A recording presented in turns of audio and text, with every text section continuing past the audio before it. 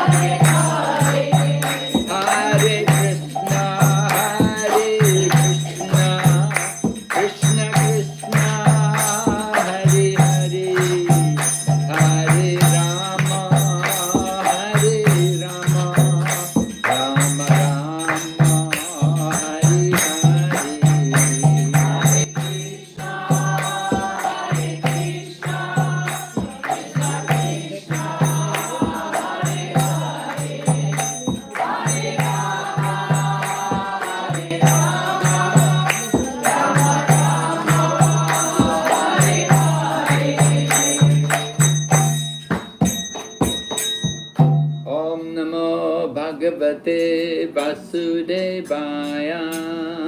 Om Namo Bhagavate Vasudevaya. Om Namo Bhagavate Vasudevaya. Om Namo Bhagavate Vasudevaya. Om Namo Bhagavate Vasudevaya. Om Namo Bhagavate Vasudevaya. Narayanam Namaskrityam Naram Chaiva Narottamam Devim Sarasatim Vyasam Tato Jayamudirayat Nasta Praeshu Vabhadreshu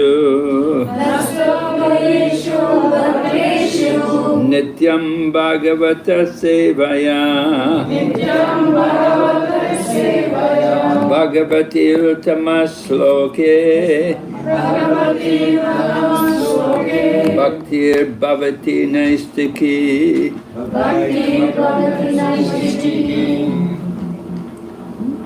So every morning we read Srimad Bhagavatam, or sometimes you may call it Bhagavat Purana. So we're reading from the 4th canto of the Srimad Bhagavatam, chapter number 31. And that chapter is entitled Narada Muni instructs the Prachetas. The Prachetas, there were 10 sons of a king called Prachini Barishat. And they were very fortunate They got instruction from Lord Shiva, and then they got instruction from Lord Vishnu himself. And then later on, Narada Muni also came to them and instructed them. So we're going to read this verse. Shriyam Anucharatim Tadartinascha Dvipadapatin Vibudhams Yatsva Purna Nabhajati Nijabritya Vargatantra Katam Amum Udvishrajat Pumam Kritagna. All right, so Shriyam Anucharatim Tadartinascha Dvipadapatim Vibudamscha Yatsvapurna Nabhajati Nijabritya Vargatantra Katam Amam Udvishrijat Pumam Kritagna. Word meaning, Shriyam, the goddess of fortune. Anucharatim, who follows him. Tat, of her. Artina, those who aspire to get the favor. Cha, and Dvipadapatin, rulers of the human beings. Vibudan, demigods. Cha, also. Yat, because. Swapurna, self-sufficient. Na, never. Bhajati, cares for. Nija, own. Brityavarga, on his devotees. Tatra, dependent. Katam, how. Amam, him. Udvishrijat, can give up. Puman, a person. Kritagna, grateful. Translation. Although the Supreme Personality of Godhead is self-sufficient, he becomes dependent on his devotees.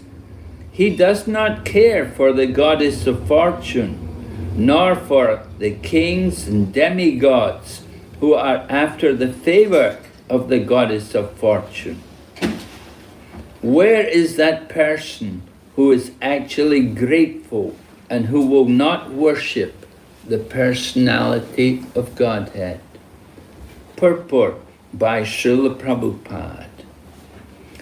Lakshmi, the goddess of fortune, is worshipped by all materialistic men, including big kings and demigods in heaven. Lakshmi, however, is always after the Supreme Personality of Godhead, even though he does not require her service.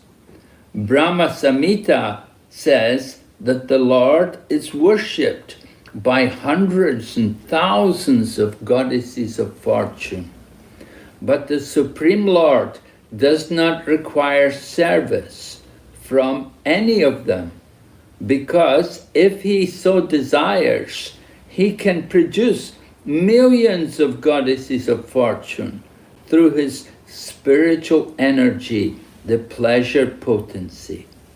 This very personality of Godhead, out of his causeless mercy, becomes dependent on the devotees.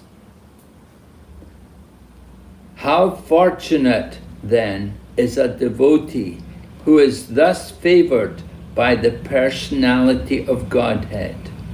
What ungrateful devotee will not worship the Lord and enter into his devotional service? Actually, a devotee cannot forget his obligation to the Supreme Personality of Godhead, even for a single moment. Srila Vishwanath Chakravarti Thakur says that both the Supreme Lord and his devotee are rasagna, full of transcendental humor.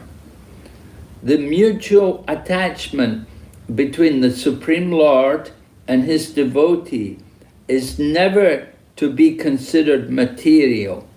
It always exists as a transcendental fact. There are 8 types of transcendental ecstasy known as bhava, anubhava, sthayi bhav, and so on, and these are discussed in the Nectar of Devotion. Those who are unaware of the position of the living entity and the Supreme Person Krishna think that the mutual attachment between the Lord and his devotees is a creation of the material energy. Factually, such attachment is natural, both for the Supreme Lord and for the devotee, and it cannot be accepted as material. Om Jnana-timirandasya Jnananjana Shalakaya Chaksurmilitan Yena Tasmai Shri Gurave Namaha Vancha Kalpa Tarubhyasya Kripa Sindhu Bhayevacha Patitanam Pavanebhyo Vaishnavebhyo Namo Namaha. Jai Shri Krishna Chaitanya Prabhu Nityananda Shri Advaita Gadadhar Srivasadi Gaur Bhaktavinda. Hare Krishna, Krishna Krishna, Hare Hare, Hare Rama, Rama Rama, Hare Hare. So these words were the words of Narada Muni. Narada Muni is one of the Mahajans, one of the authorities on the teaching of devotion to the Supreme Lord. And he had gone to the ashram of these young men, the Prachetas, and they had asked Narada Muni to help them. They said, we've become very bewildered by the material energy, and we need to hear from you. Please enlighten us and help us to get out of the illusion of attachment to the material world. And so these instructions are very important for all of us, because we're often in that condition ourselves. In fact, nearly all the time we're in that condition. We're very attached to the material energy, and we think about enjoying and being comfortable here in this world.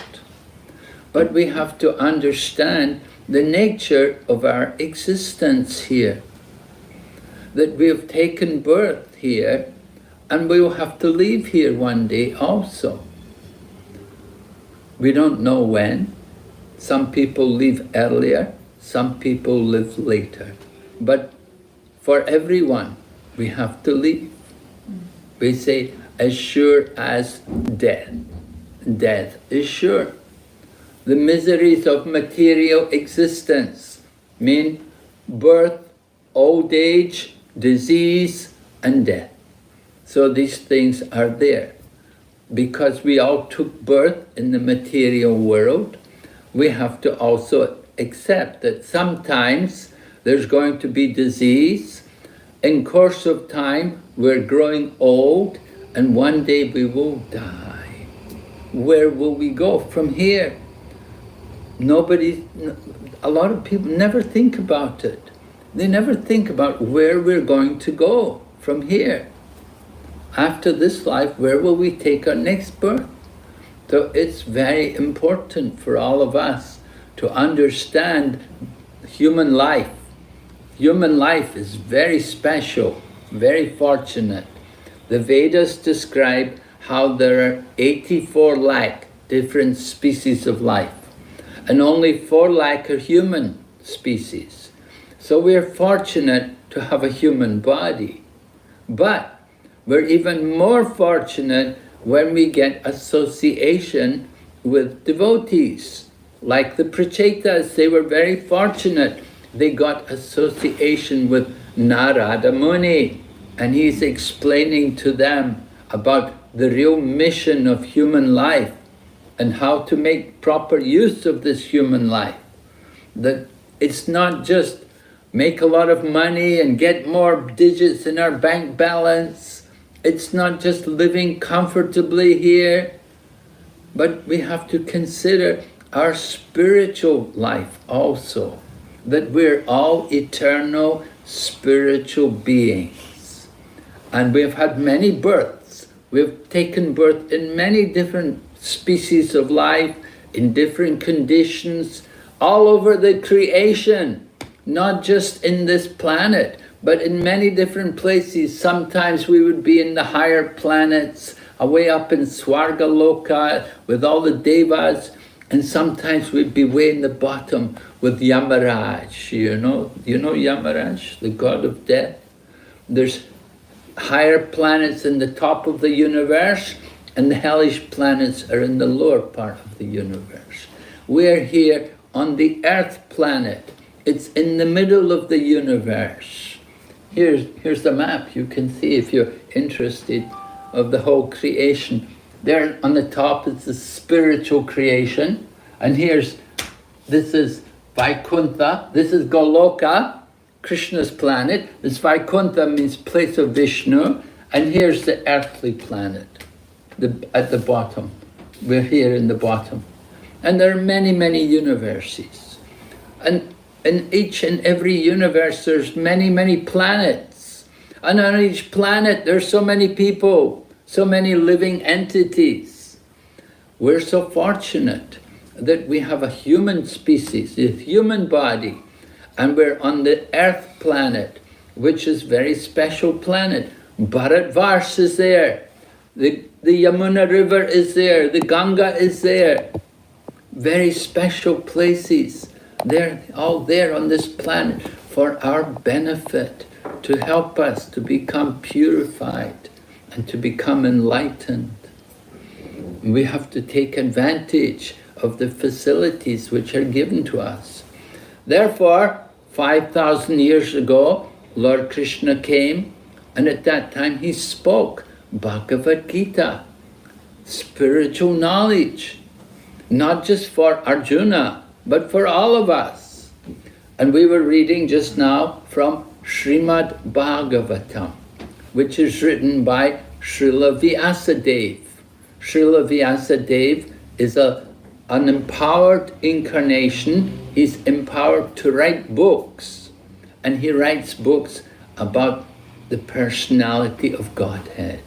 He describes not only the personality of Godhead, he wrote many books, but the book which was his culmination, the sublimation of all of his realizations, it came in the Srimad Bhagavatam. It's described as the ripened fruit of the Vedas. The Vedas are like a tree, a big tree. You know, if you have a tree with no fruit, they're not very valuable. But when the mangoes start to grow on the tree, then you take care, right? If you have mangoes growing on your trees, you want to watch out for the fruits. You have a dog there. Nobody should come and steal the fruit. So the fruit is the valuable part of the tree. The Vedas are just like the tree, but the fruit of the tree, that is Srimad Bhagavatam. It is the cream of the Vedas. And so Srila Vyasadeva wrote that, It's in his mature realization, he's teaching to us the importance of bhakti yoga, devotional service. Bhakti yoga begins with hearing and then chanting. Just like you've come here this morning, you've come to hear. We heard the Maha Mantra. We heard this morning, we were doing some of the little ceremonies which we do in our temple every day. We worship Krishna, offer a little arti, and we worship Tulsi Maharani. Tulsi Maharani is a sacred tree, a holy tree. You keep Tulsi in your home. You can all keep Tulsi in your home. She'll grow nicely here. And by keeping her in your home becomes auspicious. It's very beneficial to keep Tulsi Maharani in your home. And even though your home may not be sattvic, may not be completely pure, but still you can have Tulsi at home. Just keep her in a clean place and take care of her and water her. As we did today, we poured a little water on her and we offer. The main thing is she wants devotion. It is devotion which is important. Just like this morning we read, the goddess of fortune is there in and she's the consort of the Supreme Lord. She's the consort of Lord Vishnu. So many people, great kings and so on, they're all worshipping the goddess of fortune. But they're not worshipping with pure devotion. They're worshipping her with more of a selfish mentality. They're praying to her, give me, right? Give me your blessings. They're asking her, bestow your wealth on me, give me some, don't forget me, give me wealth. They're offering some articles for worship. But the nature of their worship is very fruitive. They want to get something from the worship. You know, just like if a man says to the woman, I love you, but he's thinking all the time, where's the money? You know, is that love? That's not real love. Usually it's the other way. The man will say to the woman, I love you, and she may be thinking, where's the money? Yeah, both ways it works. Some women are very rich. But the point is, the motivation is not love. The motivation is to get something. That is called cheating religion. We call it kaitava dharma. It is not real worship. It is cheating work. And the Lord is not very pleased. Naturally, you won't feel very pleased. You know, if your child comes to you and says, oh, mommy, you're such a nice mother. I love you so much. You're so good. You're so kind to me. And then she said, can you get me a new handphone? You know, sometimes, we may say nice words just to flatter someone to get something, right? That is not pure. So we want to understand what is pure love. Pure love is simply to give service without any thought of what I will get back. That is the meaning of pure love. That when you simply give, you just want to give without thinking what I will get. That is the meaning of pure devotion. And that is what is being taught in Srimad Bhagavatam, and that is also taught in Bhagavad Gita. Lord Krishna says he can only be approached by devotion.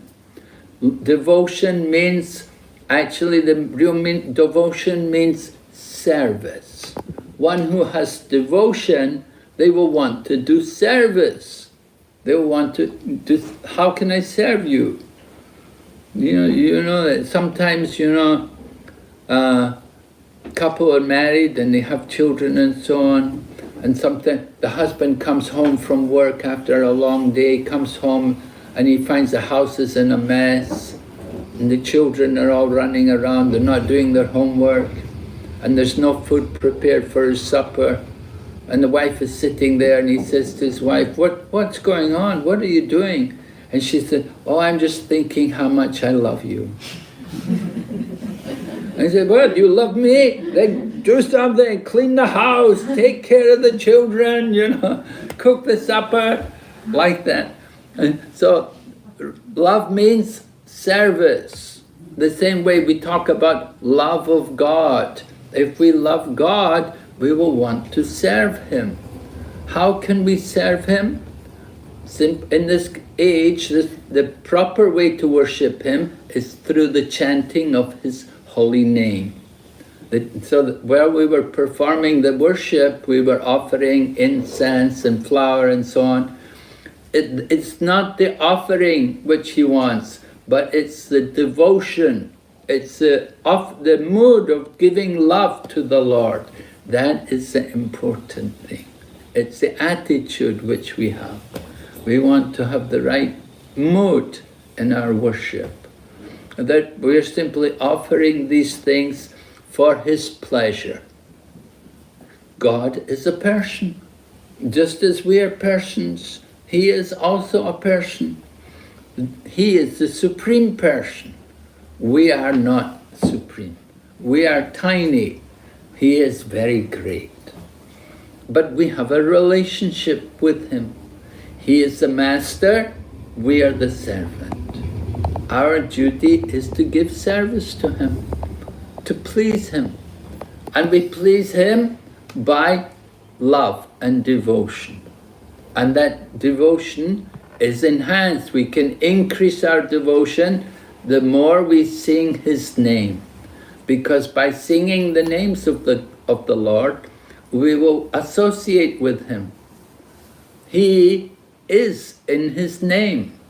When we call His name, He is there in the name. And when we associate with Him, you come in contact with Him, we will become pure. We'll get purified. Just like if you have a metal bar and you put it in the fire, the metal bar will become hot, red hot, like the fire. And after some time you can take the metal out of the fire and it will burn. It can burn just like fire. So the same way, when we chant the holy name, and you can chant any name, we are devotees of Krishna, we chant Hare Krishna mantra, we follow Chaitanya Mahaprabhu, who taught everyone to chant Hare Krishna mantra. You may like to chant other names, it's up to you. But different names have different values. Just like in the Vishnu Sahasranam, some people like to chant the 1,000 names of Lord Vishnu. But in the Vishnu Sahasranam, Lord Shiva said to his wife Parvati, Rame Rame Namo Rame Sahasra Nama Bistu Yam Sri Rama Nama Varanini. Lord Shiva is saying to his wife that you don't need to chant 1,000 names of Vishnu, just chant one name of Rama. 1,000 names of Vishnu is equal to one name of Lord Rama. One holy name of Lord Rama. Lord Shiva told his wife Parvati, it's there at the end of the Vishnu Sahasranam. Of course, this year a lot of people are worshipping Lord Rama. It's very popular. Many people are going to Ayodhya to see the temple there. They want to see the deity there. More than ever before. And even more than ever before, people are reading Ramayana. Become popular. So there's fashions, In the past, many people used to worship Lord Varaha. Lord Varaha was popular in South India. You can see here Lord Nrsingadev. We were chanting also from Gita Govinda, Dasavatar Stotra, 10 incarnations of Vishnu, the fourth one, Lord Nrsimha. So we were singing to Lord Nrsingadev. It's very popular, people like Nrsingadev. In Mayapur we also worship Lord Nrsingadev. So different forms of the Lord are there, according to your particular nature. You may be inspired to worship. Some people like to worship Krishna as a cowherd boy. They will worship him even as a child, Bala Gopal. They like to worship the little child holding the sweet ball in his hand. And other people, we like to worship Krishna in the threefold bending form, playing the flute. As Vamsi Muralidhar Krishna, Vamsidhara Krishna. So that's Krishna. Krishna, of course, is Nava Yovana. He's eternally youthful. He doesn't get old. He has a spiritual body. Our bodies are material. Our body is just the covering of the soul. This body which we have, this is our karma. The result of our past activities arranged this particular body. And the same way in the future, we'll take another body. Bhagavad Gita says, for one who is born, death is certain. And for one who is dead, they will take birth again. Where will we take our next birth? What kind of body we will take? It depends on our activities. What do we do in this lifetime? How much service can we do for the Lord? How much have we developed devotion for Him? Because at the end of life, the subtle body is there, the mind. Now the gross physical body is going to die, but the subtle body is there. Subtle body means the mind, the intelligence and the ego. And that goes with the soul at the time of death.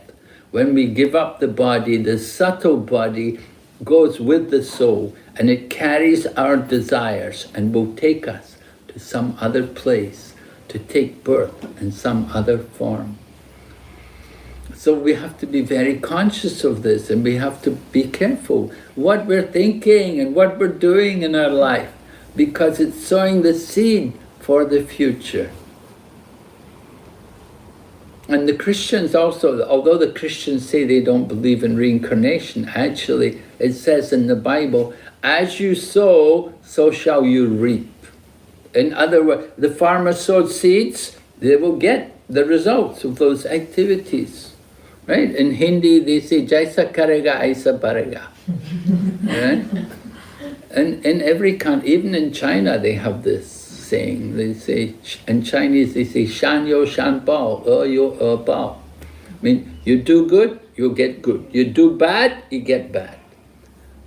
We have a little intelligence. Intelligence tells us what is good and what is not good. Krishna is in our heart. He's speaking to us. He's telling us, this is not, you shouldn't do this, you should do that.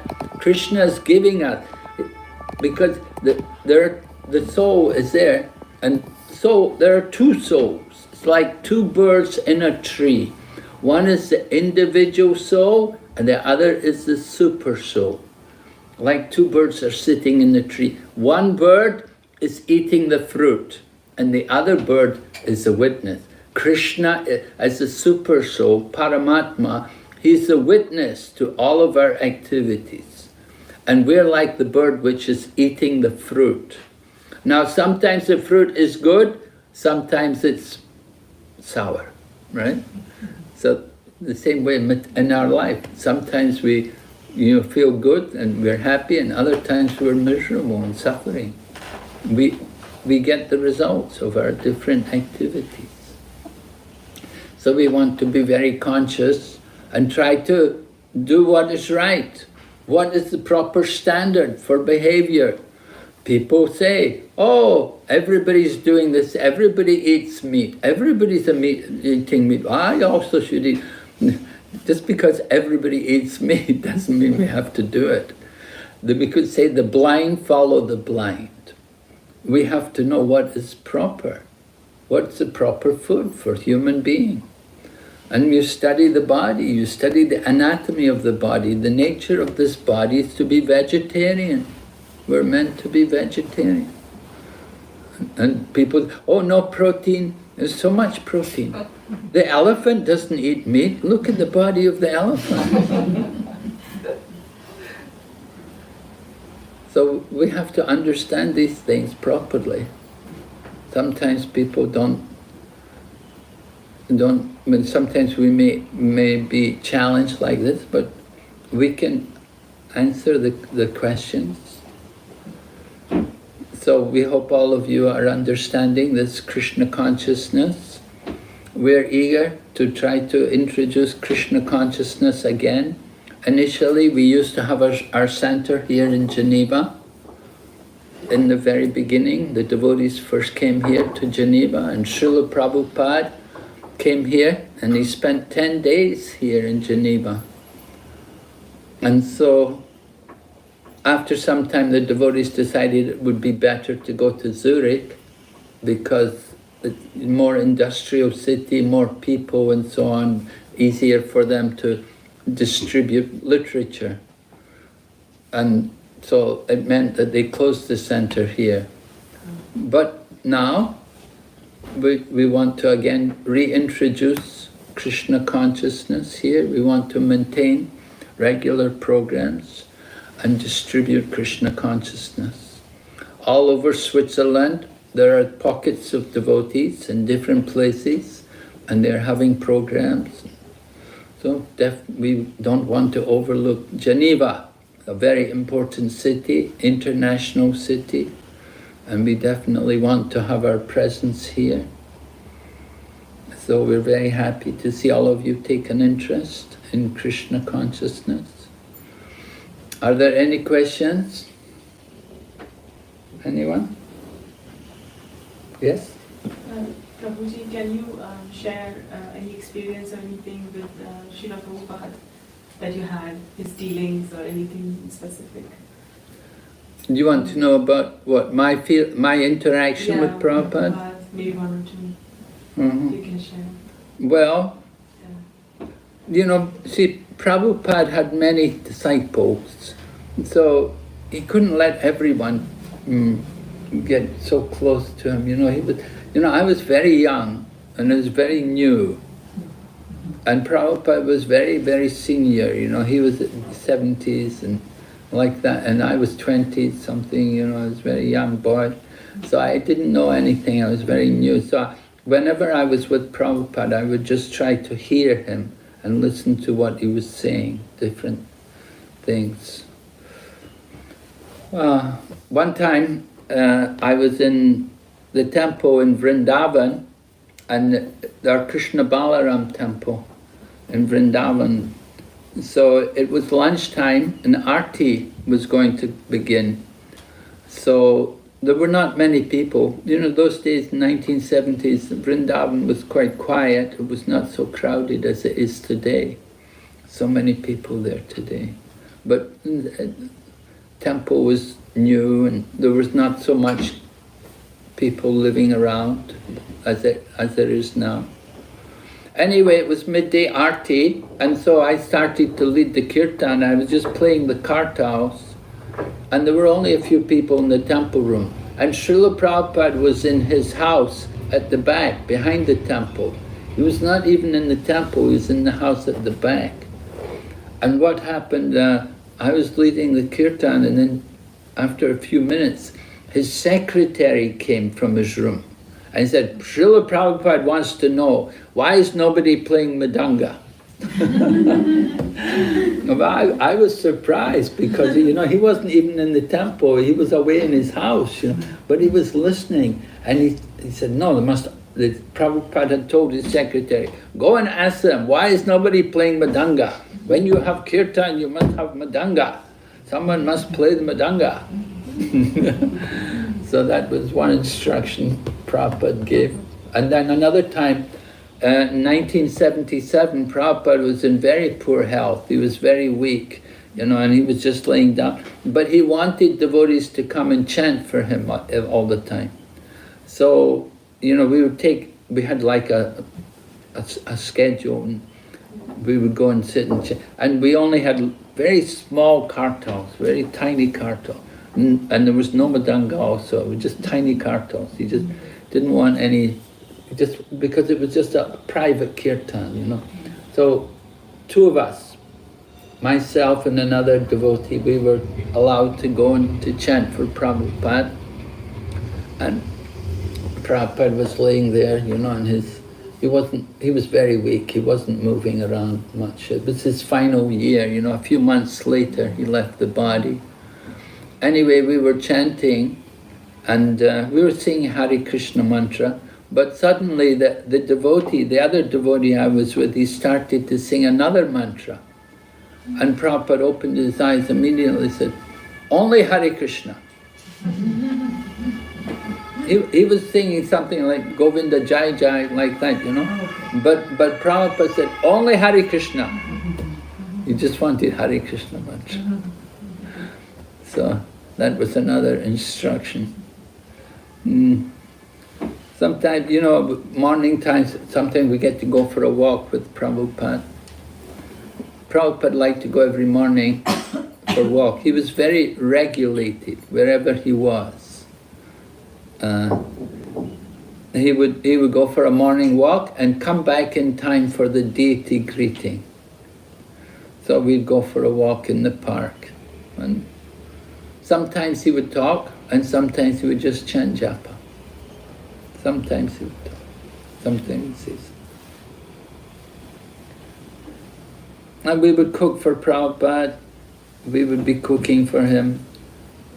We would make, usually he would take, in the morning, he would take some fruit and maybe a sweet. Depending on the weather, if it was very cold, he may take a little cereal. You know? And lunch would be rice and dal, chapati, and some sabji. And he liked things like loki sabji or portal sabji. Sometimes he liked also samosa. And we would try to make samosa and we'd send it to Prabhupada. He'd say, no, pastry is not right, you haven't got the pastry right. And then he'd say this filling is not very, you know, he was very expert. He tried to train us in all of these things. And he was also concerned about the accounts, the temple accounts, because like in London, we're a registered charity. We're registered with the Charity Commission, so every year our accounts have to be audited. So it's very important to keep our registration. So Prabhupada was very concerned. He said, "Let me see the accounts." And he would check the accounts to see it's all been done carefully.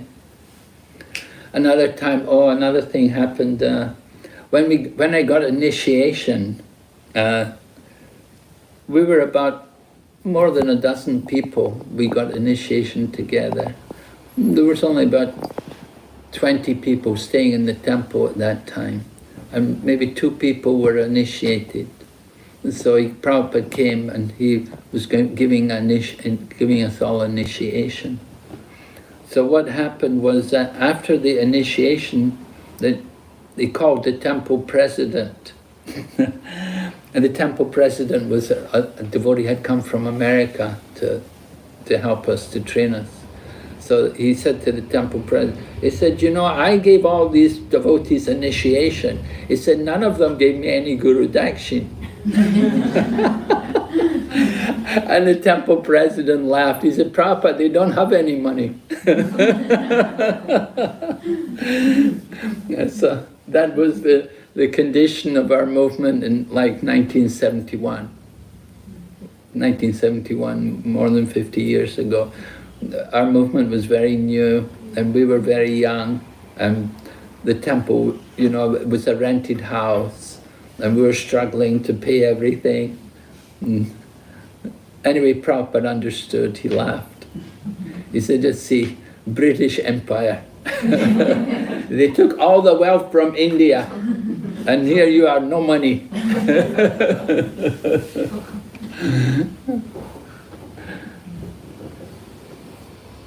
So Prabhupada said, "Yes." He said, "It's okay." He said, "Then you have to give your whole life. If you're not going to give," he said, "you give your whole life." those are some things. Thank you. All right, any other question? Any questions? I have a question. I was speaking with Sis Hararata, and she came up with a subject of forgiveness. Forgiveness. If you forgive the person, it's good for me. I give away some good energy, but the person, she received it's good for her too. Yes. So the question is, sometimes I can't forgive because I'm so much egocentric and I don't like the person. That means I keep the poison in me, right? Keep this Bitterness. bitterness, yeah. So how can I overcome this mind who sometimes brings me where I don't want to go? And there's a the question is how to control the mind to help him to do what is good for me. Sometimes people will say, I can forgive you, but I'll not forget.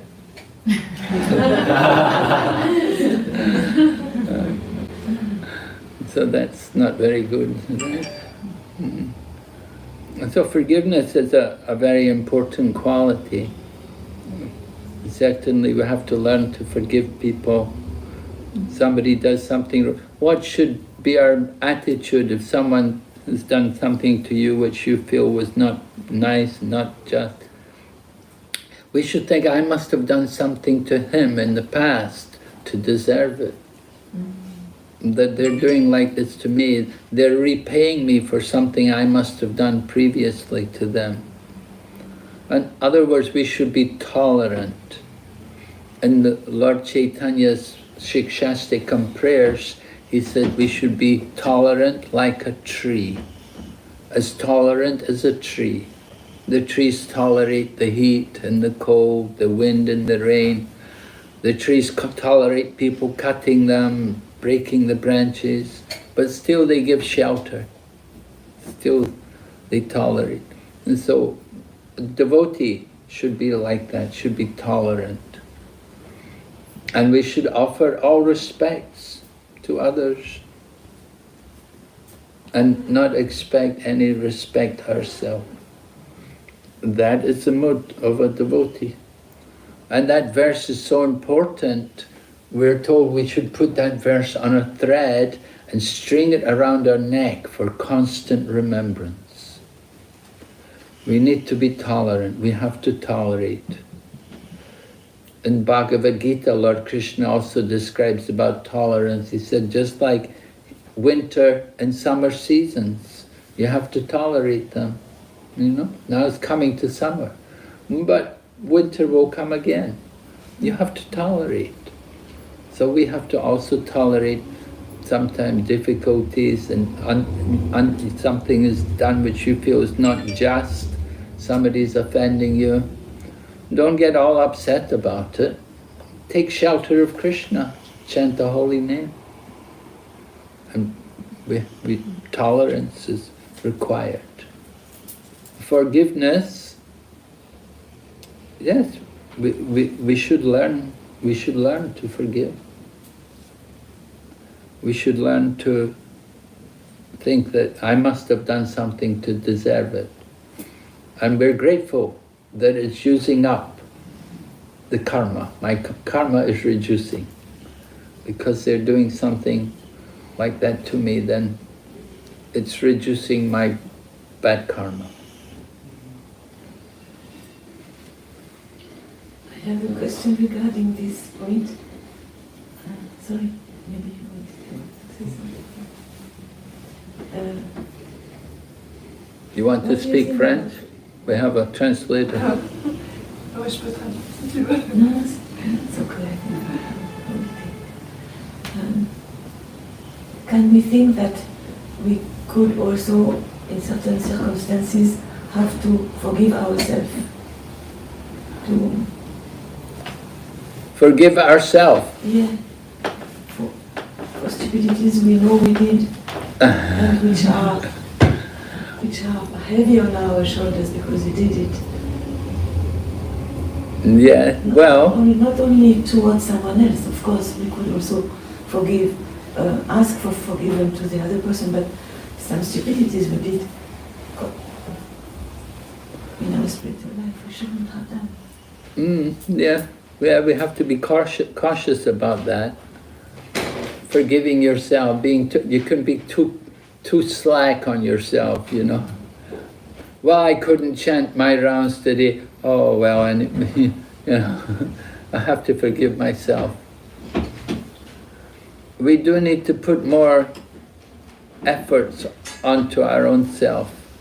Of course, you don't want to touch a strain that you break down. Yeah, that's right. We have to know our limits.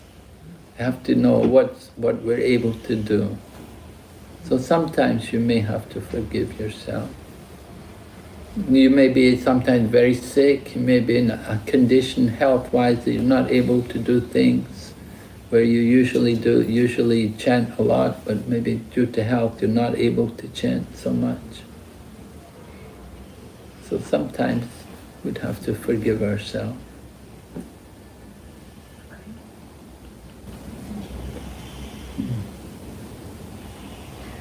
Guru Maharaj, one more question. How we can balance the household duties and Krishna consciousness chanting together? Yes. Well, it's important. Both are important. You have to balance. So we give the example about the train on 2 tracks. You know, if the tracks are not level, the train will turn over. If we neglect one, and that, you know, we're not using monorail here. So you have to be cautious and keep a balance with the material duties and the spiritual duties. And both are important. You have a family, you have a home, you have to take care. And you have to do your duty. At the same time, you know, you also want to be a devotee. So you have to balance the 2 things. Yes, not easy sometimes. All the time, not easy.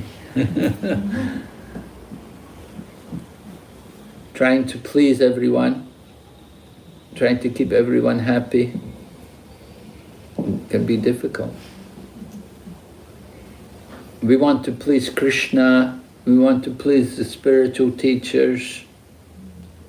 At the same time, you can't neglect everybody in your family. One day they'll just kick you out. You have no home. So you have to take care.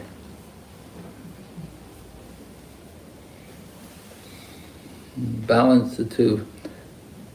There's a lot of always balance required. Like in Bhagavad Gita, Krishna said, don't eat too much, don't eat too little. And don't sleep too much, don't sleep too little. You have to balance. The same way your activities. You know, you can't completely give up the material duties. And you're not ready to do that, you know, it's not expected. So you have to keep a balance. You have to do both, keep both sides. Gradually, in older age, then you can go more into the spiritual activities. And by the end of the life, you know, when you're ready to leave the world, you want to be fully, at that time, fully dedicated to the spiritual activity. But in the middle of your life, you know, while you're in the middle of the life, you have to balance the material and the spiritual. You can't neglect. You have to all, just like the gopis. The gopis are all women, you know, and they're also doing a lot of duties. They have their children, they have their families, they're milking the cows, they're doing so many, but they're remembering Krishna. They're always singing songs about Krishna. They're always chanting the holy name. that are remembering Krishna's pastimes. And there's the Yagnapatnis, the wives of the Brahmins. And that when Krishna was hungry, they came running with food to give to Krishna. But Krishna told them, go home. He sent them home. They didn't want to go home, they wanted to stay with Krishna. But Krishna said, no, you go home. You go back to your husbands. Stay with your husband. And Krishna said, it's okay, they'll take you back. They were thinking, no, our husband doesn't want, he won't take us back. And Krishna said, no, they'll take you back. You can go back.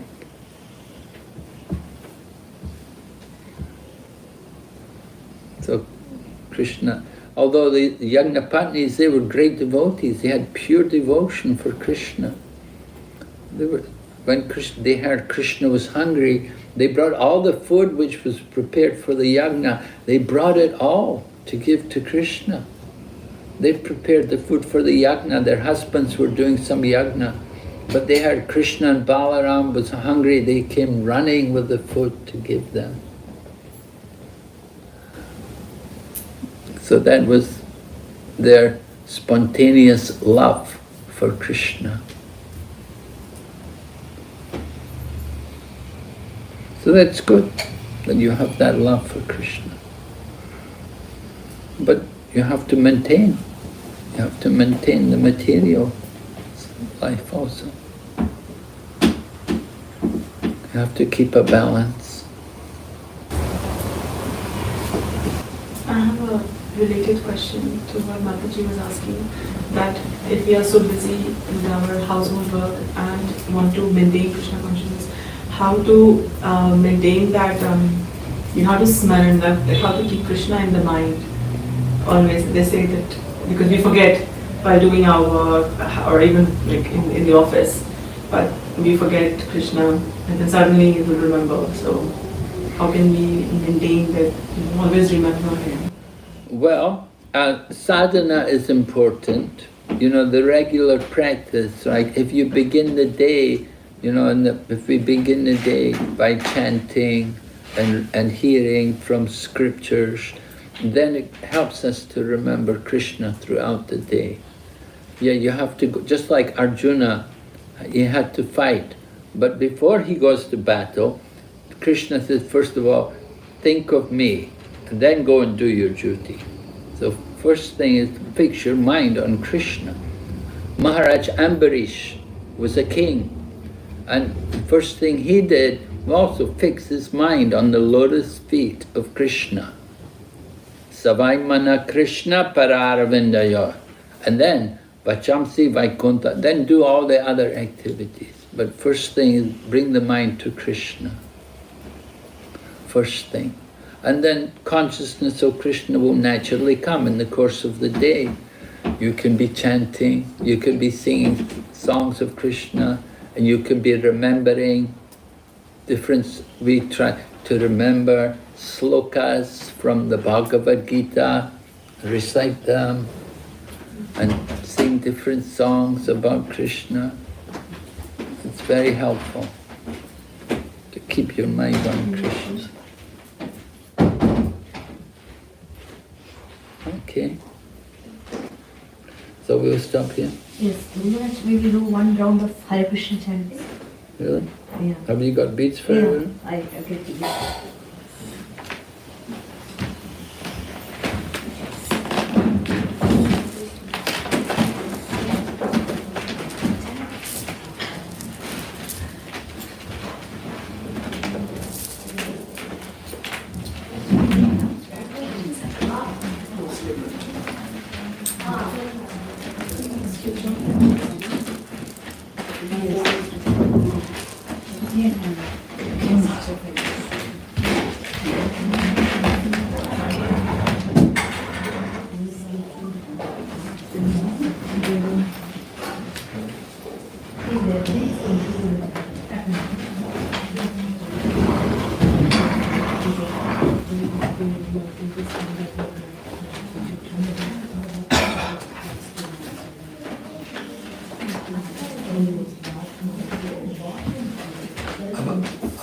the last question. Association is quite basic. It's important. Association with other devotees. I can read, I can chant, I can, do so many devotional things, but association with someone who is a little bit advanced, or that's important. Otherwise, I'm a little bit in my... Yeah. Oh, yeah. Association, very important.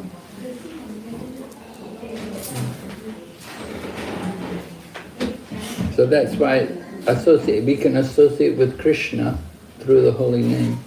We can associate with Prabhupada through the books. So we get association. It doesn't have to be somebody. You can associate with Krishna by chanting his name. You can associate with the deity. You can associate with Prabhupada's books.